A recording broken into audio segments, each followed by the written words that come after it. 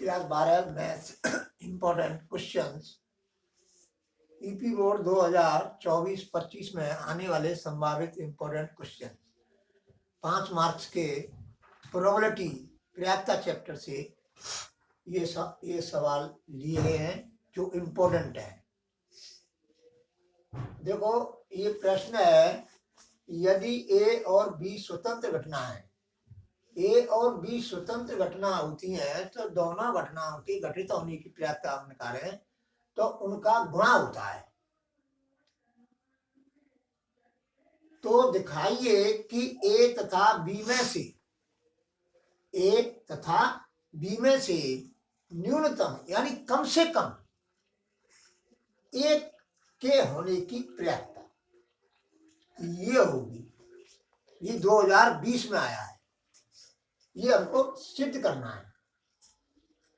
अब देखो सॉल्यूशन में कि यदि ए और बी स्वतंत्र घटना है गिवन, तो अविष्ट प्रायिकता A union B, P A union B, P A union B का मतलब है कम से कम एक, कम से कम एक पूछी जाए तो पी ए यूनियन बी निकालो। और ये सूत्र होता है बराबर P A plus P B minus P A intersection B, यानी ए और बी दोनों घटनाओं के एक साथ घटित होने की प्रायिकता है ये। अब समझो बराबर P A plus P B minus, अब ये स्वतंत्र घटना, ए और बी स्वतंत्र घटना है तो पी ए इंटरसेक्शन बी की जगह पर हम लिख सकते हैं P A into P B, ये दोनों के गुणनफल के बराबर होगा। अब क्या करेंगे, एक जोड़ने तथा एक घटाने पर एक जोड़ देंगे और एक घटा देंगे। अब एक जोड़ दिया और एक घटा दिया और ये जो पूरा मैंने जो का उतार दिया। अब इसमें से अब एक है तो एक ले लेंगे। अब इस दोनों में से माइनस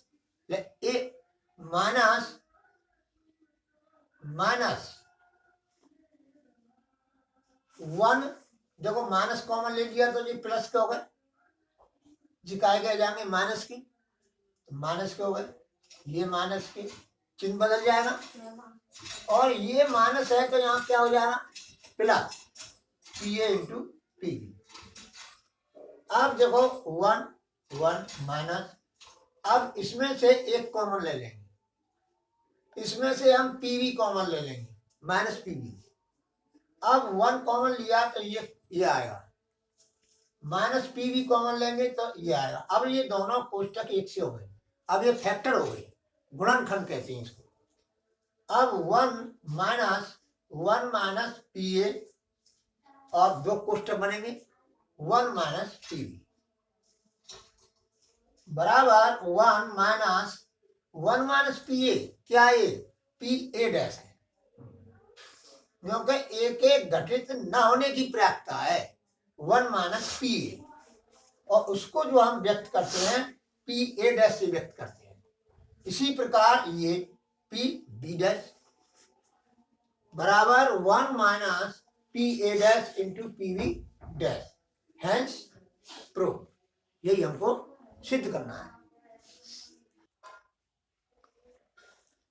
देखो नेक्स्ट सवाल है ये, यदि ए तथा बी स्वतंत्र घटना है तो हमें सिद्ध करना है कि ए डैश बी स्वतंत्र घटनाएं होंगी। अब देखो हल, यदि ए और बी स्वतंत्र घटना है तो ए डैश इंटरसेक्शन बी डैश बराबर ए यूनियन बी का होल डैश। ये जो कहां से लिया गया है, ये डी मॉर्गन नियम है, ये डी मॉर्गन समुच्चय सेट थ्योरी में डी मॉर्गन नियम। अब ये है तुम्हारा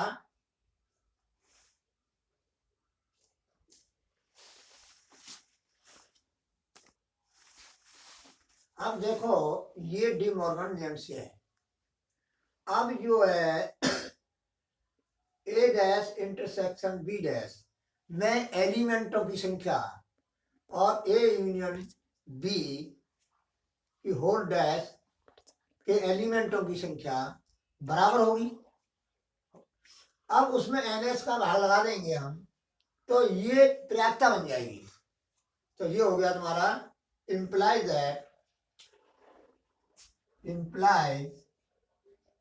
that P A dash intersection B dash बराबर P A union B dash.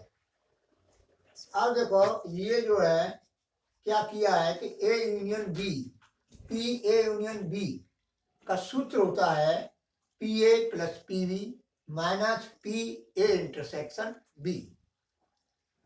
तो ये सूत्र होता है।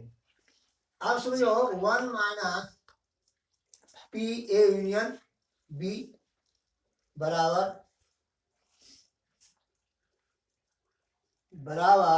1 माइनस कोष्टक में PA plus PB minus PA intersection B। अब देखो 1 माइनस PA इसका सूत्र होता है, अभी बताया मैंने, तो ये चिन्ह बदल जाएंगे, बराबर 1 minus PA plus PB minus P intersection B। देखो ये डी मॉर्गन नियम है, इससे ये डी मॉर्गन नियम से ये हमने लिख दिया। अब imply that P A dash intersection B dash बराबर, अब ये जो है P A union B dash के बराबर हो जाएगा। ये जो है इसके बराबर हो जाएगा डी मॉर्गन नियम से, जैसे ऊपर लिखा है।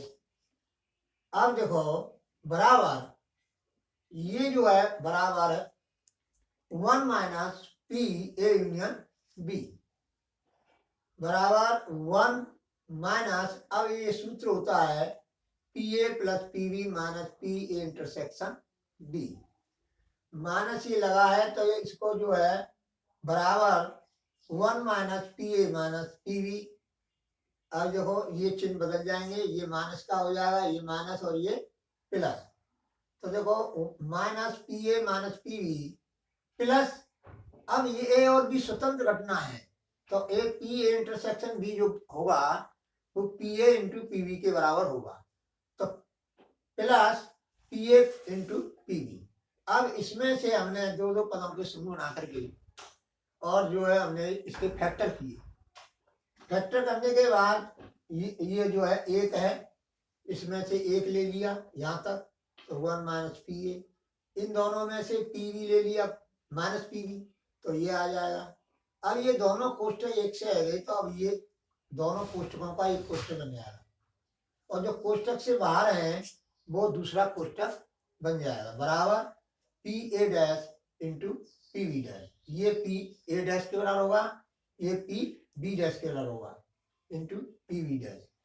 अब ये जो है तुम्हारा इंटरसेक्शन है, ये इन दोनों के अलग अलग घटनाओं की प्रायिकताओं के गुणनफल के बराबर हो रहा है। अतः A डैश तथा B डैश दोनों स्वतंत्र घटना है, इति सिद्धम। देखो ये नेक्स्ट सवाल है, A किसी लक्ष्य को 5 प्रयासों में से 4 बार और B जो है उसे 4 प्रयासों में से 3 बार तथा C उसे 3 प्रयासों में से 2 बार भेज सकता है। यानी 3 प्रयास करता है भेजने के लिए, किसी वस्तु को लक्ष्य प्राप्त करने के लिए, तो उसमें से 2 बार को सफलता मिलती है। अब ये प्रश्न में क्या पूछा जा रहा है कि लक्ष्य के भेदन की पर्याप्तता क्या थी, यानी लक्ष्य मतलब भेदने की पर्याप्तता।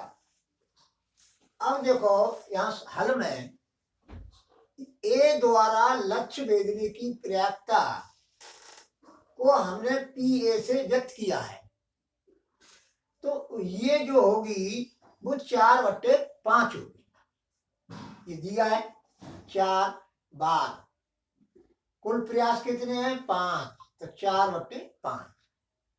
अब ए द्वारा लक्ष्य भेदने न भेदने की पर्याप्तता, उसको हम करेंगे पी ए डैश से व्यक्त, और ये बराबर होगा 1 में से हम इसको 4/5 को घटा देंगे तो बराबर 1/5 आ जाए।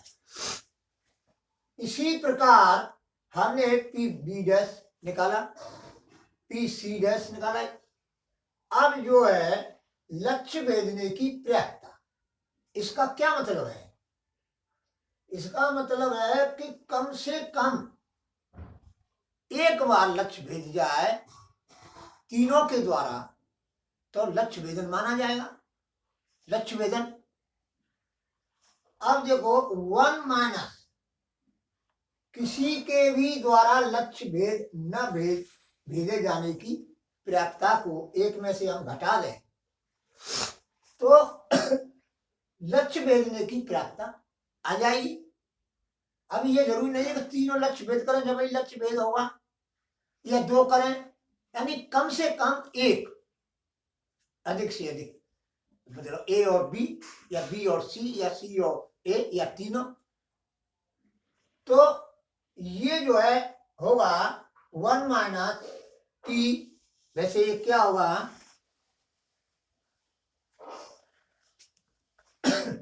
आप समझो, ये वैसे होगा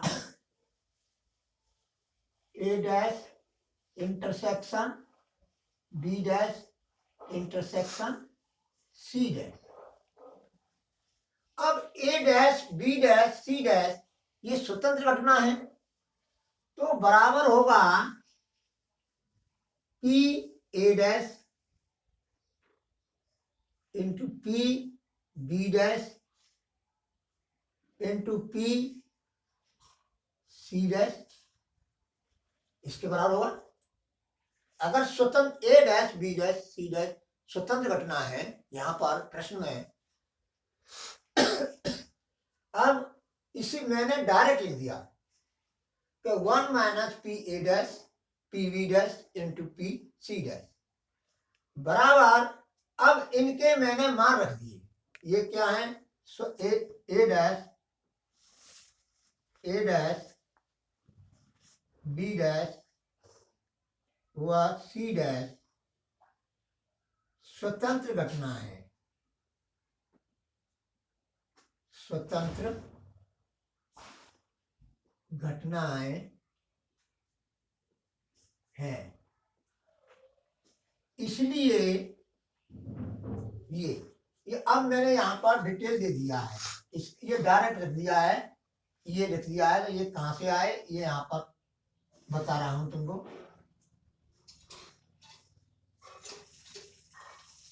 तो इस तरह से अब हमने ये मान रख दिए ऊपर से, देखो पी ए डैश का मान, पी बी डैश का मान, पी सी डैश का मान, ये मान हमने यहाँ पर रख दी बराबर 1 - 1/60 बराबर। अब इसको हम हल करेंगे तो 59/60 आएगा, यही आंसर है।